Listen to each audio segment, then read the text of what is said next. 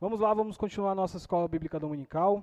Nós estamos, como os irmãos sabem, numa série de estudos panorâmicos no livro de Juízes. Hoje nós vamos finalizar esse livro de Juízes. Foi rápido, né? 3 domingos a gente avançou e finalizou esse livro importante. E a gente finaliza hoje o livro de Juízes com os capítulos 17 a 21. E, como esperado, na semana que vem a gente dá prosseguimento nos nossos estudos. Hoje nós vamos falar sobre esse tema aí que os irmãos estão vendo. Uma família partida, né, em pedaços, uma família quebrada.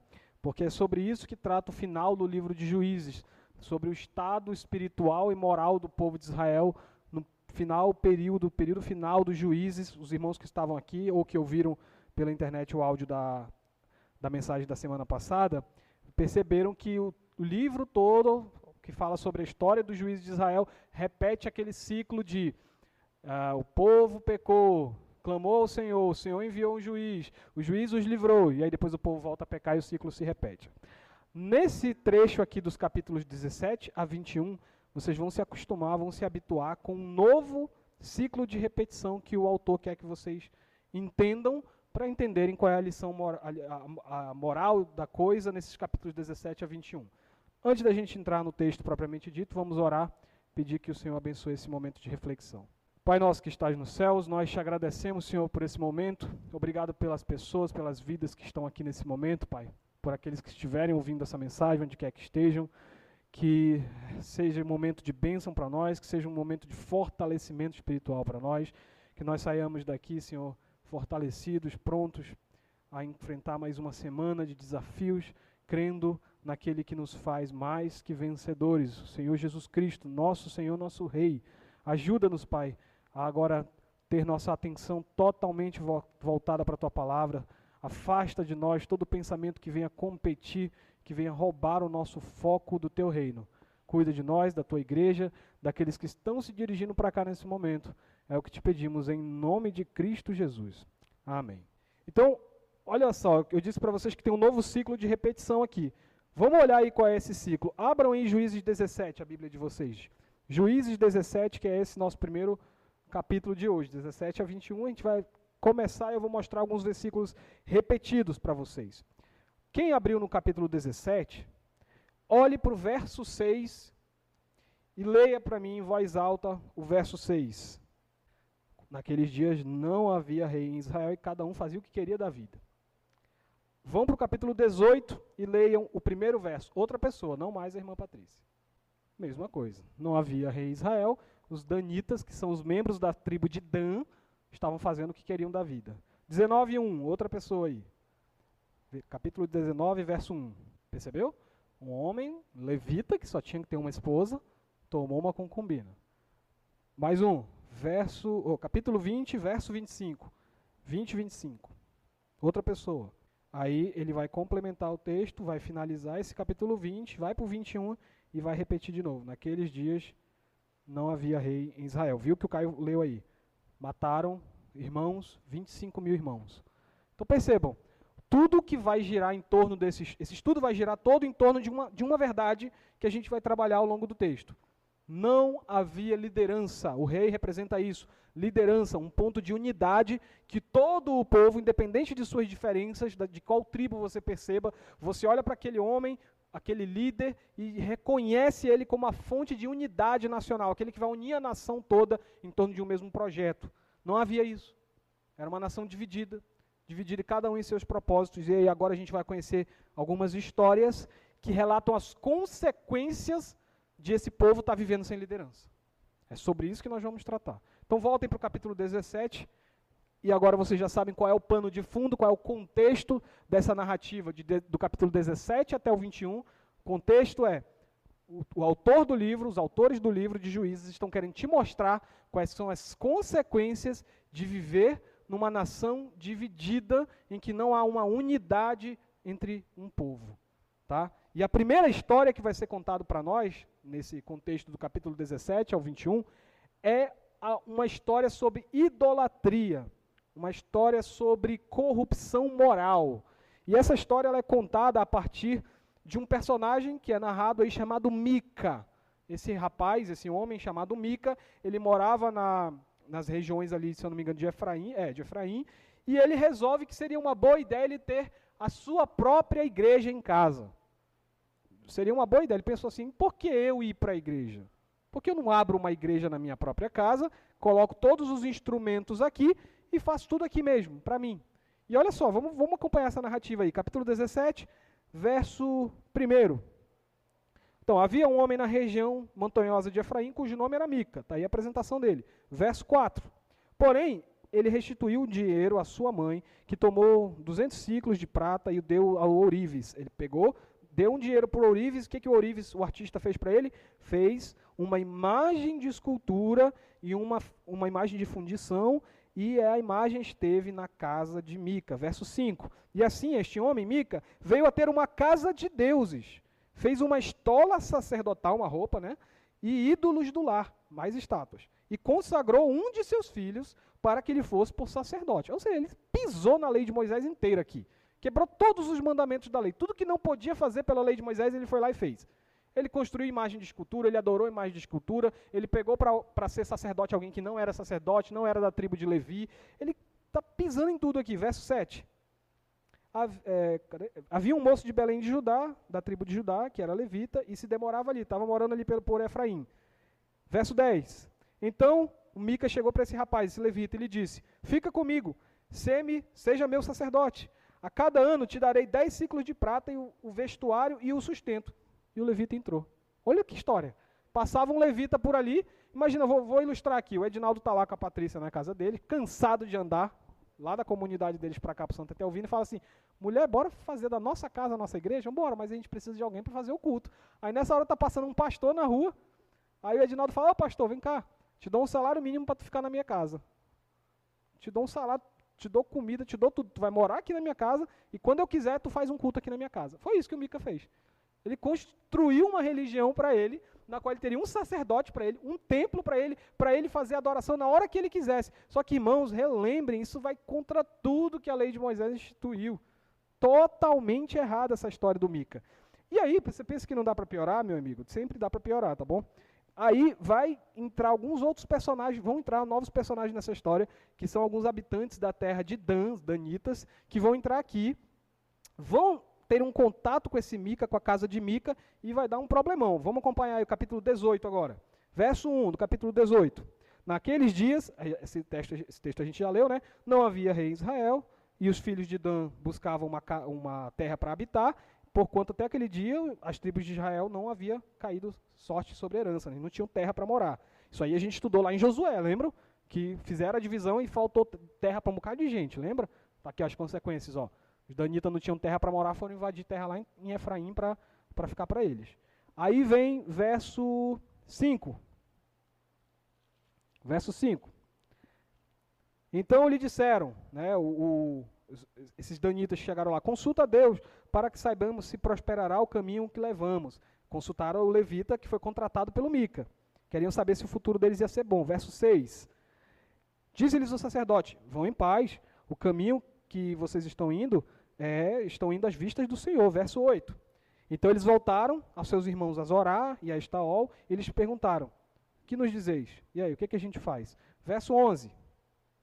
Então foram dali para os homens danitas, de Zorá e Estaol, 600 homens armados com suas armas de guerra.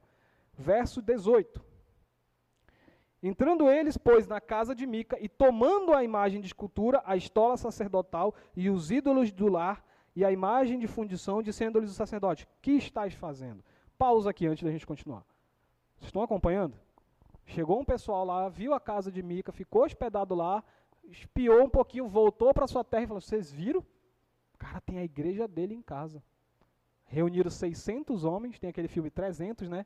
Os danitas eram 600. Os 600 danitas foram para a terra de Efraim e chegaram lá na casa do Mica, com o santuário do Mica. O que você imaginaria que fosse acontecer aqui? Que esses danitas iam olhar, que o cara construiu uma igreja para ele dentro da casa dele, e iam dizer assim, isso é um absurdo, vamos destruir isso aqui, que isso não pode acontecer em Israel. É isso que você imaginaria se você estivesse falando de um povo saudável, que não é o caso. Olha o que vai acontecer agora. Verso 26, irmãos.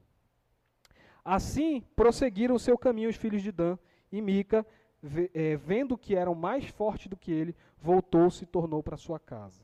Continuando, verso 30 e 31. Os filhos de Dan levantaram para si, olha aí, os filhos de Dan levantaram para si aquela imagem de escultura. Jonatas, filho de Gerson, filho de Manassés, ele e seus filhos foram sacerdotes da tribo dos danitas até o dia do cativeiro do povo. Assim, pois, a imagem de escultura feita por Mica, eles tomaram essa imagem, estabeleceram para si ídolos os dias que a casa de Deus esteve em Siló. Perceberam? Eles chegaram na casa de Mica, não acharam nenhum absurdo o homem ter a sua própria religião caseira, ter a sua própria igreja em sua casa. Não acharam esquisito, pelo contrário, eles tomaram tudo para eles e fizeram eles próprios a sua religião. É tão absurdo que, em vez de a história melhorar, a história piora.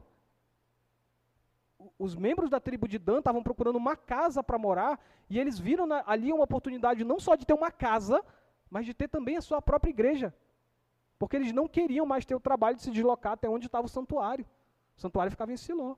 Então, em vez de ir para Siló, eles queriam ter sua própria casa, a sua própria igreja, seu próprio templo em casa. E aí eles assassinaram o levita, expulsaram Mica para ficar com as coisas dele. Vocês estão percebendo o nível de depravação moral que está acontecendo? Vocês estão percebendo, quem acompanha os estudos domingo após domingo, desde vindo lá de Josué, quando o povo entrou na terra prometida e Deus disse, olha, vocês têm que expulsar as nações pagãs para que vocês façam a divisa da terra certinho, fique cada um no seu território e vocês tenham uma unidade para que vocês possam adorar em torno do santuário, em torno do tabernáculo. E aí vocês acompanham em torno do livro de Josué, o povo desobedecendo cada ordem que o Senhor deu e fazendo tudo ao contrário do que Deus mandou. Quem acompanhou isso domingo após domingo, veja aqui a consequência. O povo não tem mais discernimento moral para perceber o quanto aquilo é errado. Eles estão quebrando a lei do Senhor, um por cima do outro, um levando violência por cima do outro. Então, Israel perdeu a capacidade de fazer e de ser aquilo que Deus chamou eles para ser e fazer, que é o quê? Ser um povo da aliança. O Senhor não chamou Israel para ter uma aliança individualista com cada um deles, mas para ter uma aliança enquanto nação. Israel era um povo, eu estou falando no passado de propósito, porque isso aqui não é um povo que invade a casa do seu irmão, rouba e mata para ficar com as posses, não pode ser considerado irmão. Quebrou, a unidade do povo de Israel está quebrada aqui. Irmãos, as consequências disso são desastrosas, a gente vai ver já uma nova história, que vocês vão ver como as consequências disso são desastrosas. E toda a Bíblia gira em torno de nos fazer entender isso. Nós precisamos lutar para preservar a nossa unidade. Se nós entendermos que hoje a igreja cristã é a continuidade do que foi Israel, o povo de Deus, não somos mais um povo étnico, né? Nós não temos mais o mesmo sangue, tem gente aqui de etnias, que vieram de etnias, de povos diferentes, mas espiritualmente nós somos um só povo, porque nós estamos ligados em Cristo. É o que Paulo nos ensina em Romanos 12. Marquem aí o livro de vocês em Juízes, não percam não a marcação de Juízes, mas vão comigo lá em Romanos 12. É Romanos? Não, 1 Coríntios 12, desculpa. 1 Coríntios 12. Olha o que Paulo vai ensinar para a comunidade de Coríntios sobre esse tema, porque ele estava tendo problema com isso também lá, com o problema da unidade, com o problema da relação entre os irmãos. E aí olha o que Paulo vai falar para os coríntios, muito tempo depois aí de Israel, olha o que Paulo vai falar aí em 1 Coríntios 12, verso 12. 12. Olha só esse ensino de Paulo. Porque assim como o corpo é um, e tem muitos membros, e todos os membros, sendo muitos, constituem um só corpo, assim também com respeito a Cristo.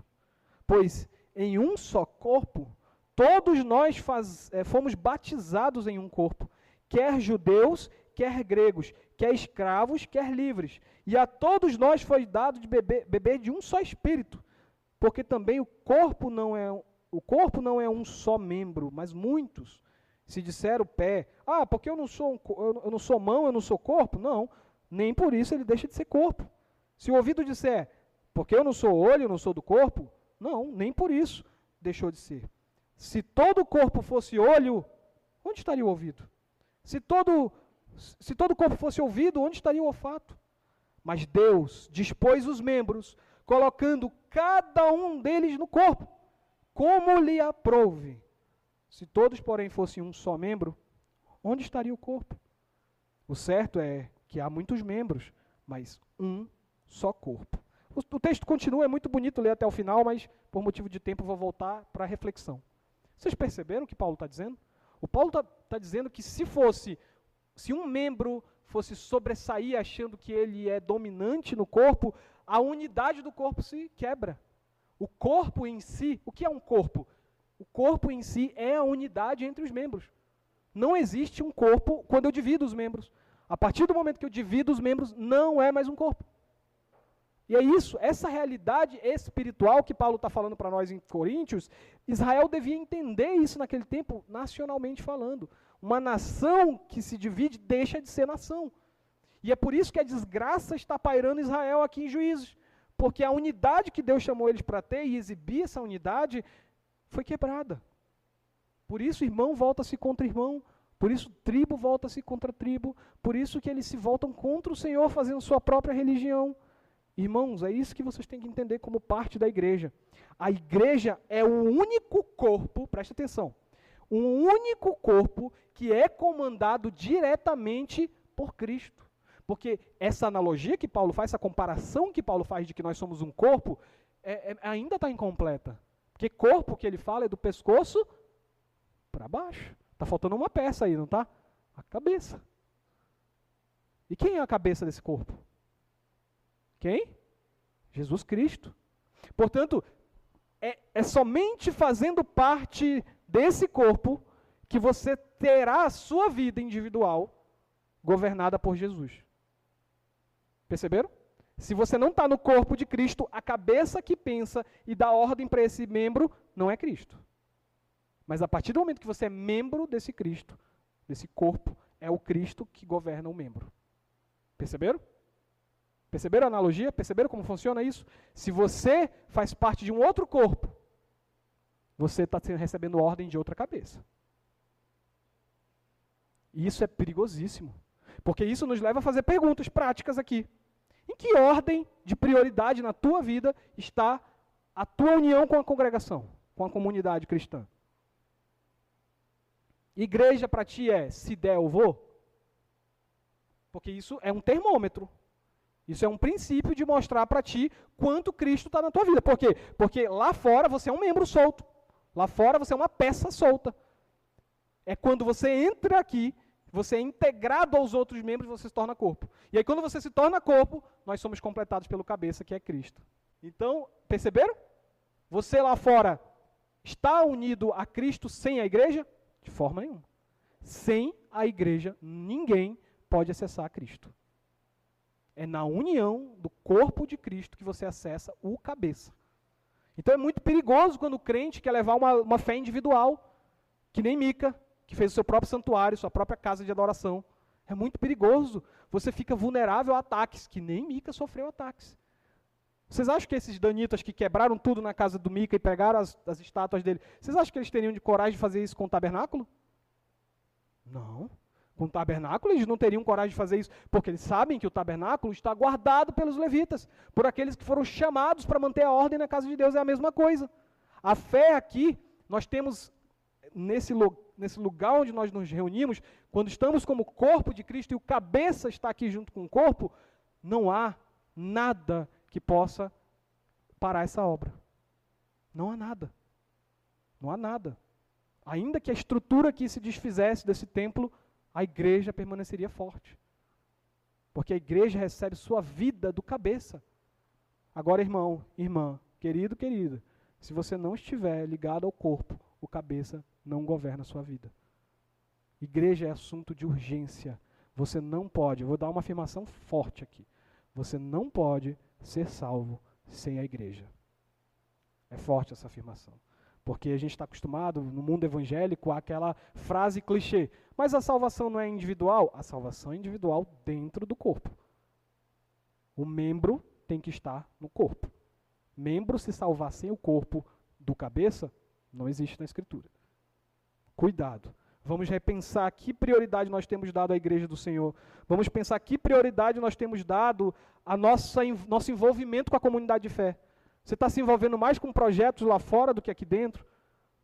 Quanto tempo da tua vida tu dedica à igreja, à oração pela igreja, à oração pelos irmãos enfermos, por aqueles que estão passando por dificuldade? E quanto tempo tu dedica aos teus projetos individuais lá fora? Vamos pesar isso na balança? É por isso que o texto repete tantas e tantas vezes. Naquele tempo não havia rei em Israel. O corpo de Israel está dividido. Falta um cabeça, falta liderança. Quando falta o cabeça na tua vida, o corpo vai se dividir e quebrar. Então o texto vai contar mais uma história para a gente, ainda nesse ponto. Nós vamos descobrir agora que vai acontecer uma guerra civil em Israel e vai piorar ainda mais esse quadro. Capítulo 19, irmãos. A gente vai conhecer a história de um levita agora. Um levita que tem uma concubina e vai passar por uma situação muito pesada, dramática. Estou até olhando para ver se não tem criança gaiata escutando esse estudo, porque essa hora vai ficar mais 18 agora o estudo. A minha aluna Grazi, que está aqui hoje, ela me procurou na escola um dia desse para perguntar: professor, sabe aquele texto de Juízes? O que significa aquilo? Que barbaridade é aquela? Eu fui bonzinho e dei resposta para ela, mas minha vontade era falar: vá na igreja que lá a gente vai expor esse texto. Mas para ela não sofrer de ansiedade até lá, já tem vestibular, já tem 1000 coisas para morrer de ansiedade, né? Não vou dar mais uma ansiedade para a menina. Então eu expliquei para ela. Então ela vai ouvir o que eu vou dizer agora pela segunda vez. Vamos ver a história desse levita aí. Capítulo 19, irmãos. Verso 1. Naqueles dias não havia rei em Israel, como os irmãos já sabem. Houve um homem levita que, peregrinando nos longes da região montanhosa de Benjamim, tomou para si uma concubina de Belém de Judá. Já começa errado a história, né? Levita com concubina. Começa errado. Aí, verso 15, irmãos.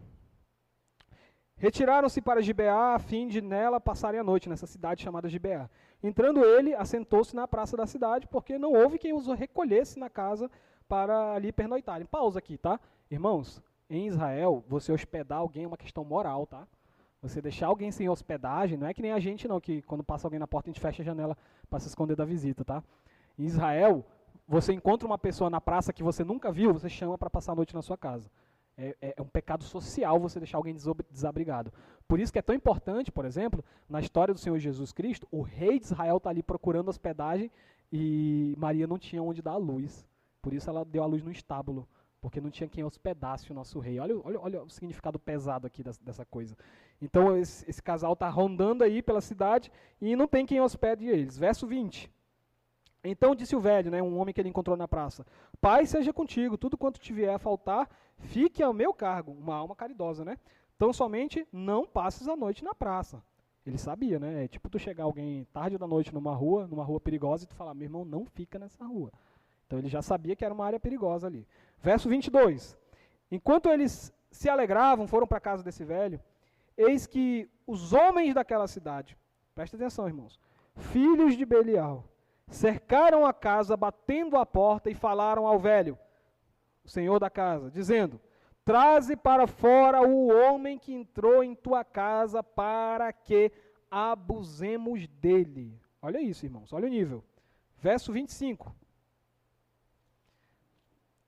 Porque aqueles homens não quiseram ouvir o velho. Ele pegou da concubina do levita, entregou eles lá fora, e eles forçaram e abusaram dela toda a noite até pela manhã. E subindo a alva, né, a madrugada, a manhã, deixaram.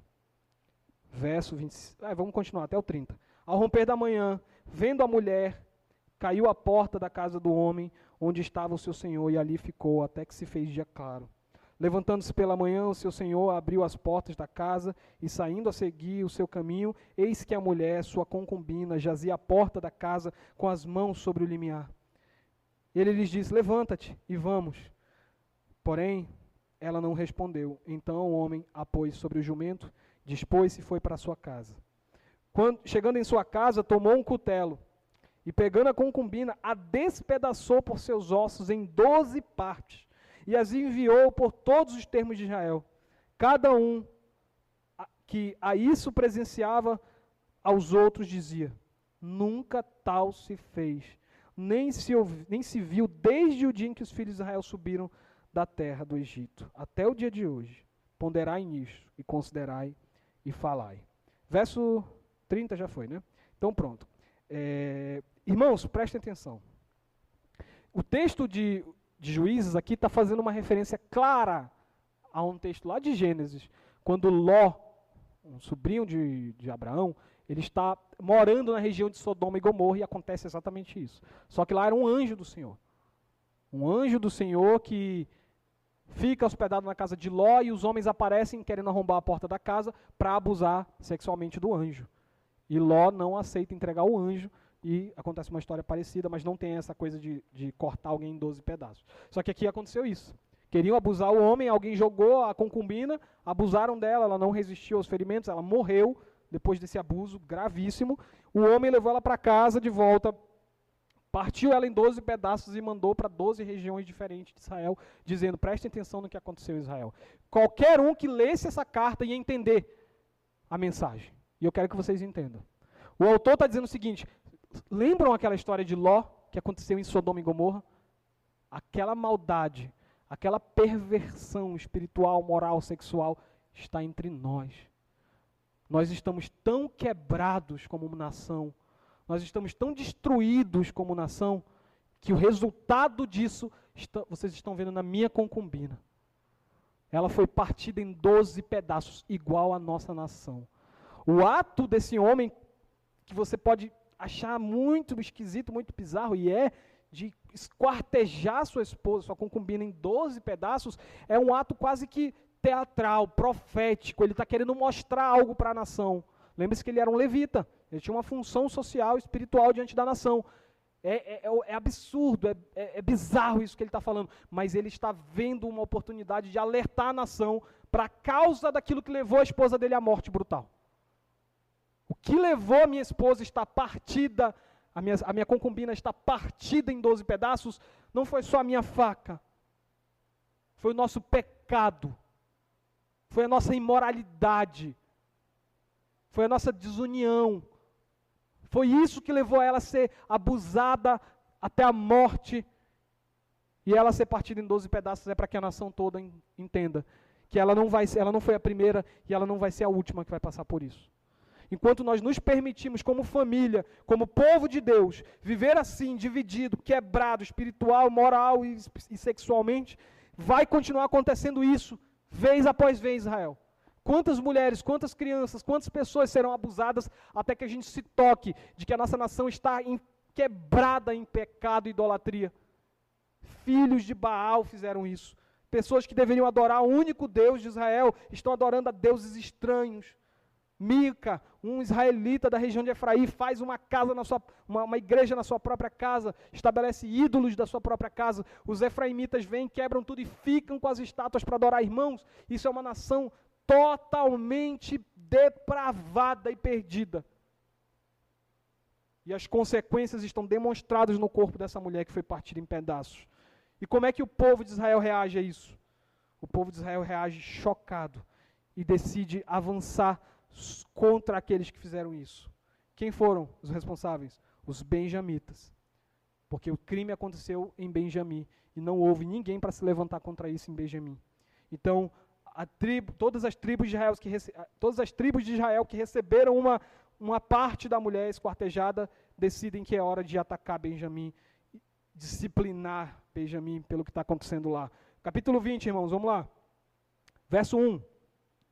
Saíram todos os filhos de Israel, e a congregação se ajuntou perante o Senhor em Mispa, como se fora um só homem, desde Dan a Berseba, como também a terra de Gileade. Perceberam? De repente o povo se ajunta, e o texto diz que toda a nação estava lá como um só homem. Nesse momento a comunidade se junta, nesse momento a unidade. Verso 10. Tomaremos 10 homens de 100, de todas as tribos, e 100 de 1000, e 1000 de 10.000, para providenciarem mantimento para o povo, a fim de que este, vindo de Gibeá, de Benjamim, faça ela conforme toda a loucura que tem feito Israel. Então agora eles querem devolver, eles querem atacar Benjamim e disciplinar Benjamim pelos seus pecados. Verso 11, continuando, assim se ajuntaram contra esta cidade todos os homens de Israel, unidos, de novo, como um só homem, De novo. Verso 15. E encontraram-se naquele dia os filhos de Benjamim vindos das cidades. Eram 26.000 homens que puxavam de espada, afora dos moradores de Gibeá, de que se contavam 700 homens escolhidos. Verso 14. Ah, não, já passou, né? Vai para o 23, irmãos, agora. 23. Antes subiram os filhos de Israel e choraram perante o Senhor até a tarde, e consultaram o Senhor, dizendo: tornaremos a pelejar contra os filhos de Benjamim, nosso irmão? Respondeu o Senhor: subam contra ele, ataquem. O Senhor deu a ordem: ataquem os filhos de Benjamim. Verso 30. Ao terceiro dia subiram os filhos de Israel contra os filhos de Benjamim e se ordenaram a peleja contra Gibeá, como das outras vezes. Guerra, irmãos. Verso 46. Todos os de Benjamim caíram naquele dia, foram 25.000 homens que puxavam da espada, ou seja, guerreiros, né? Todos homens valentes. 48, verso 48. Os homens de Israel voltaram para os filhos de Benjamim e passaram a fio de espada tudo o que restou da cidade, tanto homens como animais, em suma, tudo o que encontraram, e também todas as cidades que acharam, puseram fogo. Os irmãos, olha isso. Israel juntou todas as tribos como um só homem, houve unidade, e essa unidade se tornou em uma disciplina terrível, em uma violência terrível contra a tribo de Benjamim, que foi disciplinada de forma que perdeu mais de 30.000 homens num só dia, fora que teve todas as suas cidades queimadas e destruídas. Irmãos, isso é terrível, um massacre dentro do povo de Deus. Mas isso, irmãos, foi necessário naquele contexto. Foi necessário para que Israel acordasse para a situação em que ele estava. Mas ainda era um só povo.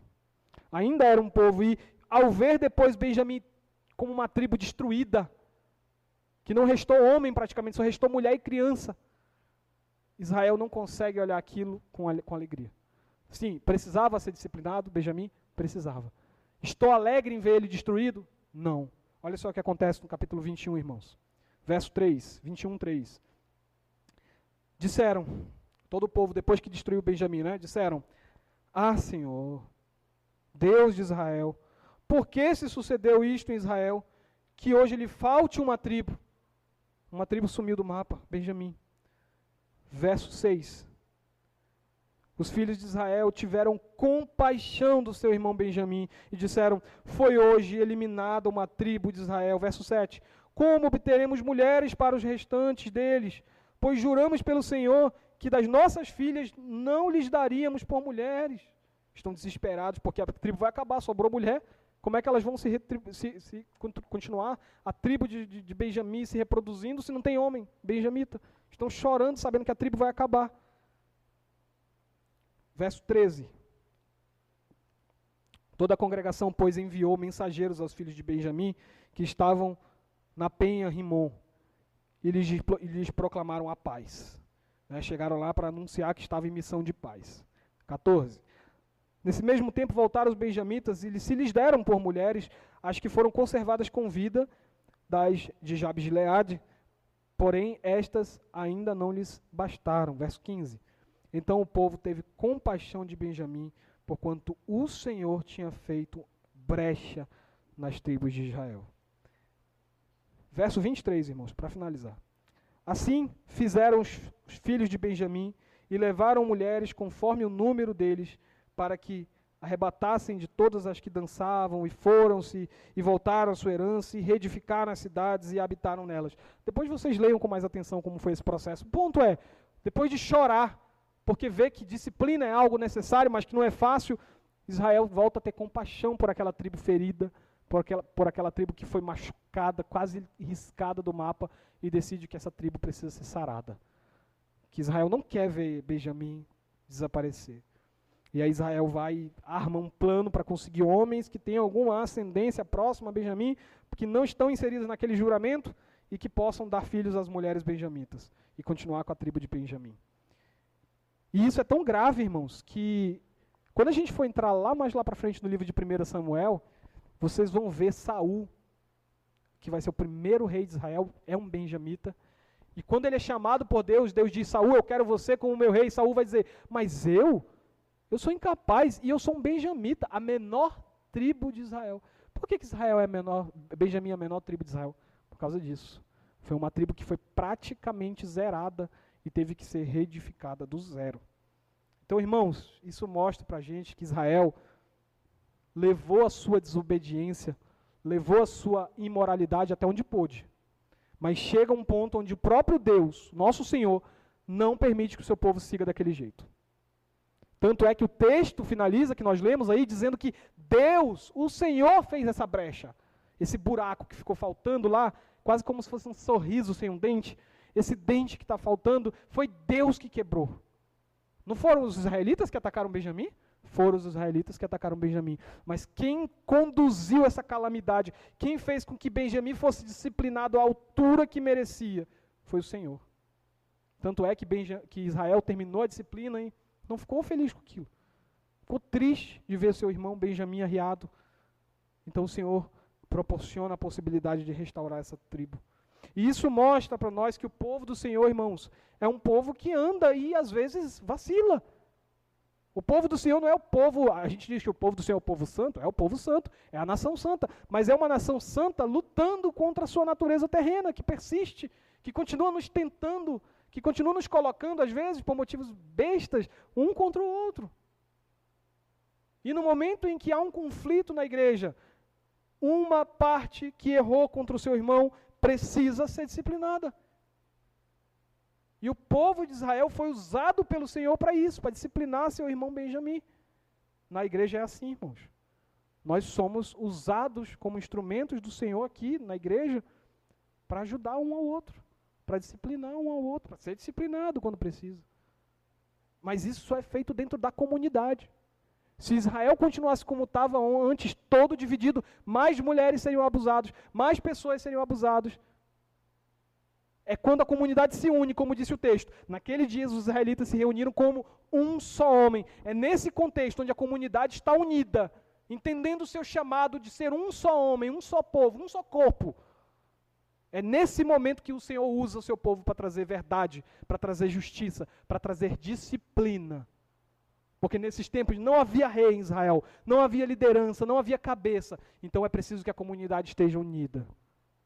Se a igreja do Senhor, que como nós vimos já no primeiro ponto, é a continuidade de Israel, é a nova Israel, é o povo de Deus que rompe barreiras étnicas, barreiras raciais. Se esse povo que está aqui hoje quer participar do corpo de Cristo, ter Cristo como seu cabeça, como vimos ainda há pouco, esse povo precisa aceitar que precisa ser disciplinado, que precisa se submeter quando está errado, que precisa estar disposto para ajudar o seu irmão que precisa de disciplina. Olha o que a palavra do Senhor vai falar sobre isso. Já podemos fechar aí Juízes. Vão para Hebreus 12, irmãos. Lá quase no fim do Novo Testamento. Hebreus 12. Hebreus 12, versos 7 a 12. Olha esse texto aí, irmãos. 7 a 12. É para a disciplina que perseverais. Deus vos trata como filhos. Pois que filho há que o pai não corrige? Mas se vocês estão sem correção, sem disciplina, de que todos temos participado, logo vocês são bastardos e não filhos. Além disso, tínhamos os nossos pais, segundo a carne, os pais biológicos, que nos corrigiam, e nós os respeitávamos. Não havemos de estar em muito maior submissão ao Pai espiritual, e aí então viveremos? Agora abram em Mateus 18, verso 11 até 18. 11 a 18. Porque o Filho do Homem veio salvar o que estava perdido. Que vos parece? Se um homem tiver 100 ovelhas e uma delas se extraviar, não deixará ele nos montes as 99 indo procurar a que se extraviou? E se porventura a encontra, em verdade vos digo, que muito maior prazer sentirá por causa desta do que das 99 que não se extraviaram. Assim, pois, não é da vontade de vosso Pai celeste que se perca um só destes pequeninos. Se o teu irmão pecar contra ti, vai arguí-lo entre ti e ele só. Se te ouvir, ganhaste o teu irmão. Se, porém, não te ouvir, toma ainda contigo uma ou duas testemunhas, para que, pelo depoimento de 2 ou 3 testemunhas, toda palavra se estabeleça. E se ele não os atender, dize-o à igreja. E se recusar a ouvir também a igreja, considera-o como gentio publicano. Em verdade vos digo que tudo o que ligardes na terra terá sido ligado nos céus. E tudo o que desligares na terra terá sido desligado nos céus. Em verdade, também vos digo que se 2 dentre vós sobre a terra concordarem a respeito de qualquer coisa que me, porventura, pedirem, ser-lhes-á concedida por meu Pai que está nos céus. Porque onde estiverem 2 ou 3 reunidos em meu nome, ali eu estou no meio deles. Percebam a gravidade desse texto, meus irmãos. O texto está dizendo que é por meio da reunião da congregação dos santos, é por meio da presença da igreja que o Senhor Jesus disciplina a sua igreja e conduz sua igreja em santidade. Você, meu irmão, você, minha irmã, não tem capacidade, condições de desenvolver sua vida espiritual sem a igreja. Não tem, não adianta, mas eu me viro, eu faço minha leitura bíblica, eu não preciso, não, você precisa.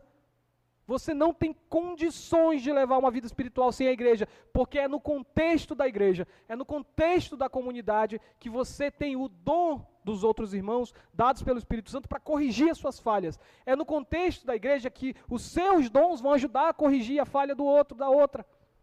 Se você acha que você tem a capacidade de dar conta de todas as suas falhas sozinhos, você não entendeu o sentido do corpo de Cristo.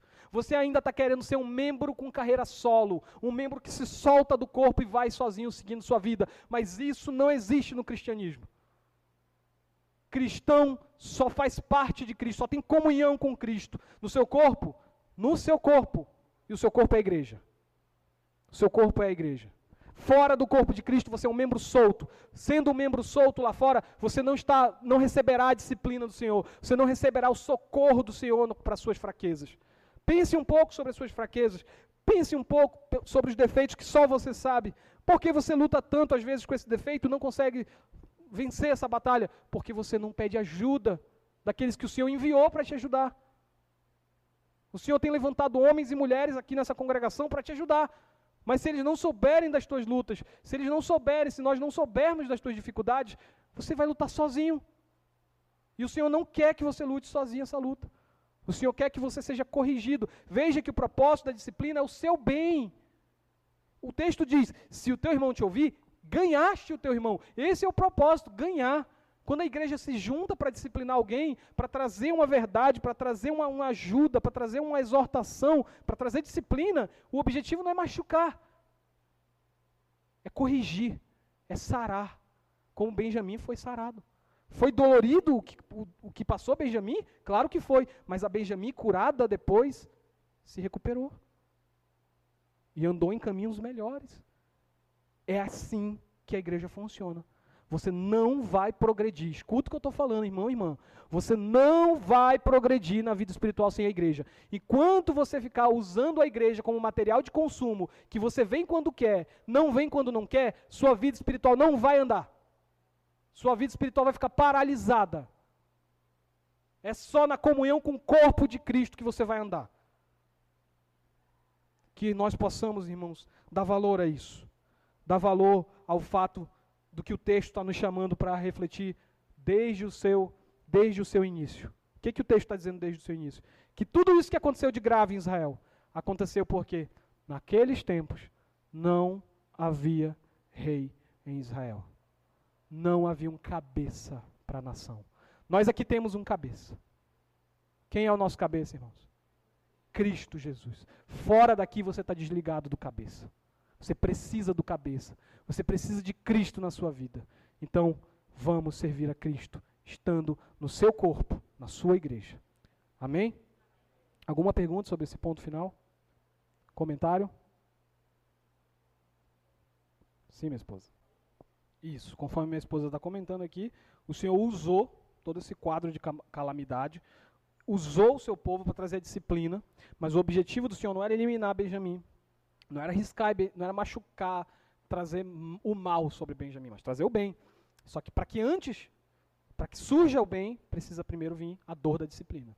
É isso que o texto de Hebreus leu, e a continuidade dele vai dizer. A disciplina, no momento em que ela é aplicada, ninguém gosta. texto de Hebreus, depois seus irmãos pegam o texto de Hebreus e continuem a leitura lá, ele fala, a disciplina no momento onde ela é aplicada, ninguém gosta. Qual é a criança que gosta de receber um tapa? Nenhuma. Mas, quando a disciplina é aplicada, ela não é aplicada como um fim em si mesmo. Ela é aplicada como um ato para gerar algo, que é a correção do erro, do engano, que a disciplina é aplicada para a correção futura. Na igreja é a mesma coisa. Os irmãos precisam ser confrontados nas áreas das suas vidas, da minha vida, das suas vidas, que nós não gostamos de ser confrontados. Essa ideia de que é a minha vida, não quero ninguém me metendo nela, você não entendeu o que é a igreja ainda. Igreja é isso, é um se metendo na vida do outro. Porque é assim que nós poderemos ajudar uns aos outros a corrigirmos quem somos. Cristo usa isso. Cristo usa o contexto da comunidade para que nós possamos progredir. Então, se eu não quero receber a disciplina na igreja, se eu me fecho numa bolha na igreja para que ninguém interfira na minha vida, eu me nego a receber essa disciplina que Benjamin recebeu. Eu não vou sentir a dor que Benjamin recebeu, mas também eu não vou experimentar a restauração que Benjamin recebeu. Amém? Mais algum ponto? Não? Então vamos orar agradecendo por esse momento, que os irmãos possam ter entendido a importância da igreja nas suas vidas, para que nós possamos progredir na fé. Vamos orar. Pai nosso que estás nos céus, nós te agradecemos, Senhor, por esse momento de alimento que o Senhor nos dá, alimento espiritual para a nossa vida, para a nossa jornada. Obrigado, Senhor, por estarmos aqui nessa comunidade, nesse dia, para receber do Senhor essa palavra que nos conduz, Senhor, a nos unirmos mais ao teu corpo, a levarmos mais a sério a igreja, a não acharmos que igreja é opcional, que eu posso escolher quando venho, quando não venho. Me ajuda, Senhor, nos ajuda como parte da comunidade filipenses a entender que o Senhor quer nos usar nesse contexto para ir aperfeiçoando o teu corpo, a tua imagem, tu que é o nosso cabeça. Pedimos a tua bênção, pedimos o teu Espírito para que nós possamos ser o teu povo, um só corpo em ti, Senhor, nosso cabeça. É no teu nome, Cristo Jesus, que oramos. Amém.